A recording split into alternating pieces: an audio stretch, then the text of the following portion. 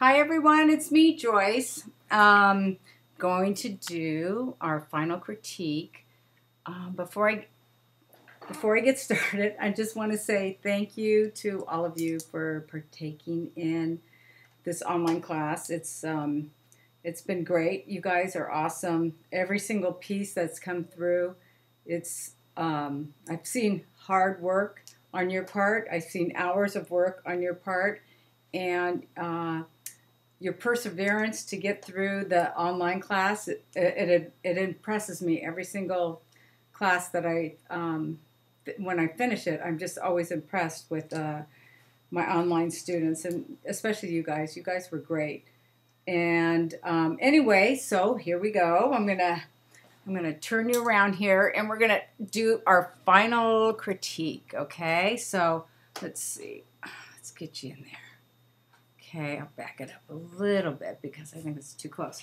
Now, let's see. I've got a couple. Well, everyone's turned them in, all of you, and Beth has turned in many pieces. And congratulations, Beth. I mean, you were just not going to stop until you actually got your orange done, and done right to your satisfaction. I know you handed in a couple other pieces before, and these are great. These are all great. I think it looks like you're really happy with this one. For some reason, it just seems like it's complete. It's not, it just feels to me that you're just really satisfied with this. And I like the light background that you decided to give it. It's a wonderful piece. There's not too many things that I would critique on. I'm not going to even critique this one because I think it's perfect. I just love how you got the orange and, laid that. You just took all my little tips that I gave you, and you applied it. This orange here and up in here, and it's really got a nice balance of those warm tones within this orange juice squeezer. It is interesting how we have to use our imagination or play with the shapes to satisfy us as artists versus the actual reference photo. Sometimes the reference photo can just drive you crazy. And here's another one of Beth's right here with the dark background versus the light background. And I can just see that in here, yeah, you still can drop some of those oranges in there if you want, but definitely this one is by far my favorite that you've handed in. So congrats on that. And at the end of this critique, I'm going to show you all a few tips around the lip here. It's really minor details, but it's going to be lifting of pigment, okay? So hang in for that one. And then let's see. Of course, we have Bridget's. And Bridget is off to another class, I hear. And she, oh my gosh, just beautiful work. Beautiful work. Again, not too many things that I would change. Now, before I started recording this, I did not look at my reference photo. And I'm taking it that I must have painted some sort of edge here, or the reference photo had that. And I think it's okay, but for some reason that line bothers me. And I can show you, let's see. I can show you how to make it disappear without, scrubbing it out. Or we could do a little scrubbing too. Not on yours, Bridget, but I'm going to do it on mine just in case if you want to play with it a little bit. It's just that anything that's, for me personally, and it's just a personal preference, anything that's outlined and there's a complete line that goes all the way around. If you want to have a lost and found line, that's one thing. But to have a complete line all the way around, to me, it's just bothersome. And that's just my own preference. But more than likely, I might have painted it that way in the book. And that was, again, 6 years ago. So, my mind changes over the years. Okay, so now we have Tina. Tina's work. Tina, excellent. Let's see. I think for me, again, I'm going to talk about this little edge right here, because I bet if I were to look at my reference photo and at my final painting, the piece itself, it probably does look like this. But let's talk about making a difference between the lip here and how far back this is, okay? And I'll show you how to do that. Oh, I love this. This is a great movement. Beautiful. This right in here, and you've got that blue, and she selected areas right in here where to place that blue. That was great. And the distortion of the orange still comes down. That was tricky to find that edge, I know, for you guys. And once you find it, and then once you believe that, wow, this is looking transparent because of the darks, then you know you're good to go. You can play with the shapes all you want. Okay. And then we have lovely Marion from Germany. We did a video conference, Marion and I, twice. And she got her internet shut down the first time, and then we were able to meet again on Friday, and wow, again, you know, perseverance and getting online and taking a class, you know, that's, to me, I find that amazing, and such dedication. So here, and with Marion and I, we talked about this, about, you know, laying some more greens in here. And I actually sent her, I want to say that I sent her a photo of what we had talked about. I'm pretty sure I did, right, Marion? Gosh, they're all starting to run together. And we, you know, the suggestions of laying a little bit more color in here. Just so this could support this in another way. And I'll show you how to do that. Let's see. Let me get my other one. These are getting pretty ugly because I keep, every time I have a demo, I keep adding, like we were talking about the wet into wet on the toning the tabletop, and dropping in color while it was still wet. And this shadow here doesn't make sense, but it was for a reason. I can't remember why I painted it like that, but it was a question that was asked during our, oh, here, I can just slide this, huh? Whoop, whoop, whoop. There we go. Okay, now Marion, I might have, let's see, we talked about this, maybe not, I don't know, but it's not, I don't think it'd be a bad thing for me to repeat, because I know some of you are going to move on and paint the cut crystal with cherries, and I looked in my binder to find the actual slides that I had archived. And of course, those two, the line drawing and the photo reference, is missing. But I have all the steps, but I don't have the photo reference or the line drawing. So I'm going to try and figure out where they are and see if I can get those to you guys. But anyway, so here we go. So let me put this down. Okay, so Marion has, yeah, she has, okay, so it's just, you know, a few shapes here, and I understand what you're trying to do here. You're trying to keep the lightness of the front of the orange juice squeezer, but you can also, like, even though you have some movements, feel free to, like, bring in a little bit more color, and you can glaze over it. So you can do this and do this, you know, here and there. You don't have to put a whole lot in there, only because I feel like if you did do that here, let's see if I can get this. Okay, so if you did that there, and maybe just here and there, you know, that would just give it a little more oomph and depth.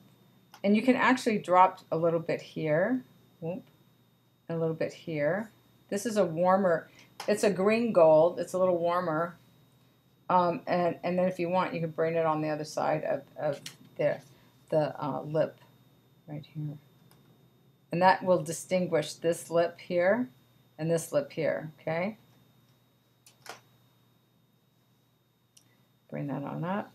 Yeah, that kind of settles it in a little bit. All I wanted to see is a little more body more oomph right here. Okay. And then, of course, on this part, Marion and I talked about this. Oh, I know what it was. My printer was down, and I wasn't able to show it to you, right onto your piece of paper here, or to your image. So you can just go in there and just kind of soften some of this. Yeah. There you go. Put a little bit more green in there. Don't be afraid to glaze over some of the orange. You're still going to get that transparent look. I know you might be worried of losing it, but don't worry about that. Let me put a little bit more on there. So see what I'm saying. So a transparent look is still there, right? And go up and up, up, like so.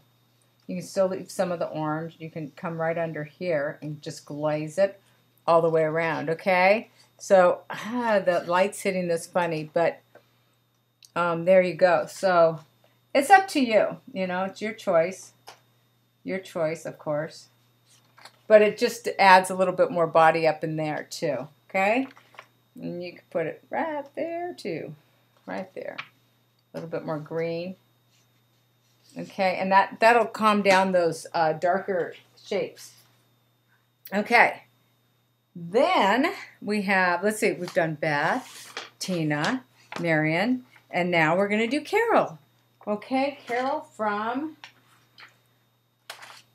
Hawaii. Okay, I'm going to take this one up here too because holding it and painting, a little bit difficult. Let's see if you guys can see that.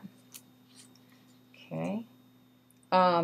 Okay, so what I'm thinking, Carol, is you need a little bit more green through here, okay? And don't be afraid. I get the feeling that perhaps I'm getting some blue pigment into my palette right now. I'm going to add a little bit of blue. And, okay, so I've got a lot of greens. My palette looks really terrible right now, but I know what's going on up in here. Whoop, right up in here. I've got some greens and golds and a little bit of orange ready to go and so on and so forth. So my palette is just filled to the brim. But now I'm adding a little bit of, it's a phthalo blue. And what I'm thinking, to give this a little bit more oomph, because you do have a little bit of blue going on over here. Don't hesitate to add a little bit more blue throughout if you want to keep it on the cool side, or if you're looking to, if you're going to put blue down on one side, you should add it, go ahead and add it all the way around. Not everywhere, but just kind of sprinkle it about so you have a little bit of that blue makes sense on one side. If you're going to have it on one side, it's got to show up somewhere else too. Okay, so there's there's a couple tips there. Don't hesitate about going really, really, really dark. Okay, so you've got dark, dark, dark shapes here. You go dark down here. I'm really going dark, really dark for you because I want it to show up on the monitor. And let's see if I can actually. I want to grab some of that because it's coming off as a big old blob. Oh, too late. I'm painting on printer paper, so. But what I'm trying to say here is you have these shapes here, but you need to define a little bit more of your darker values here. Okay, and then you can actually drop some more here and here, and whoosh, whoosh. You can do this with a darker green, or if you want to put a lighter green, whatever your greens were, go ahead and just play with this a little bit more, and then you'll see that you can still get the distortion and then the thickness of the orange juice squeezer. So to repeat what I just said, let's see. So I think you know, just going and glazing up to the bottom of the orange. You know, start off there if you're not liking, you know, having to go back into that top. I know this part you were having difficulty seeing the image and the line drawing. So, yeah, so here we go, right here. Right here.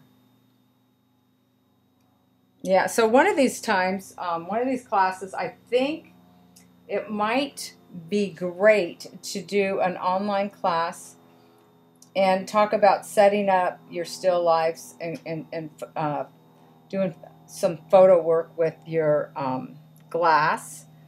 And we could probably even, you know, you could probably set up your own still life with the, you know, pieces of glass that you're familiar with, and then we could work from that, and somehow we can make it happen. Okay, because when you photograph glass, it's tricky because I swear that my glass, getting a little bit more, another brush here. I'm going to put some more orange in while I'm talking. I swear my glass, either if it's a tall vase, it always looks crooked, or it looks, you know, it just gives a whole different, I don't know, there's always a different pocket of shapes that either I'm not seeing or my student sees in my image, or, you know, because there's so many different shapes that I have to pick and choose what I, you know, what I'm going to put in a line drawing. You know, sometimes it has to be a little more simple than I would for myself, or you just, you know, make the line drawing a little more simplistic, or else, you know, you can draw out your own line drawing and then find your favorite areas that you really want to captivate in your painting, and make sure you add that into your line drawing. Because there are a lot of missed shapes in my line drawings, but that's because I've tried submitting or having my students work from a line drawing that's more detailed, and they even get a little more confused, which you know, I can see why. Knowing that you shoot your own reference photo and you make your own line drawing and you have the subject right in front of you, that's a great thing, and that's a very beneficial thing to learn. So if you guys want to continue painting glass, that is something that I encourage you to teach yourself how to do, is set up still lifes and paint from them. Okay, so here we go. You know, I'm adding more and more and more. Of course, there's a lot of complicated shapes, but don't, you know, don't hesitate to add a little more orange. You can make this orange deeper and darker over there, Carol. Right here, watch. I'm going to drop a little more orange in there, here, and you can have different values of the orange running through it as well. Okay, now let's see. Oh, I know. I'm gonna do a little lifting here, okay, and show you that, because I don't think I did any lifting at all for this this course. So here we go. And lifting, sometimes I don't like to give my students the lifting lesson too soon, because then that's something that you do thinking you need to bring the light out, but usually it's bringing the darks back. So I have a little tiny scrub brush it's a brush that I picked up in Chris Beck's workshop that I took a few weeks ago, and they're the coolest little brushes. So you can get these little tiny areas. You know what I'm going to do? I'm going to actually see if I can get this in closer. Okay, and then we can grab a little. Okay. For instance, okay, well, I was going to talk about this ream up here too, but like, let's say you can't see a difference between the lip and this. You can come in here, lift, lift, lift. You know, it's wet. My brush is wet, right? And then you take a I learned this from Guy Magellanis, lifting. See, and then you wipe it really quick like. And then you're going to get a little bit of a highlight right in there. Of course, I've got this icon thing in the way. Let me see if you saw that. Try it again. Okay, so let's say I want to bring some highlights back into this portion of my orange juice squeezer. So I just lay a little bit of water on there. And then Guy Magellanis likes to do this, and he wipes it real quick. Okay, goes back in there, and you clean your brush, and then you come back in, and you can lift some more. Whoop, whoop, whoop, and then wipe it real quick. Okay, so there's a little bit of a highlight there. Now, Joyce Faulkner does it this way. She gets a bigger scrub brush that I made myself. I just chopped off, you know, an end right here. And here we go. I'm going to scrub, scrub, scrub. Scrub, scrub, scrub, scrub, scrub really quick.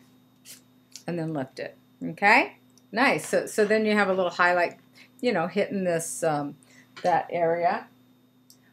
Let's do one more because those are fun.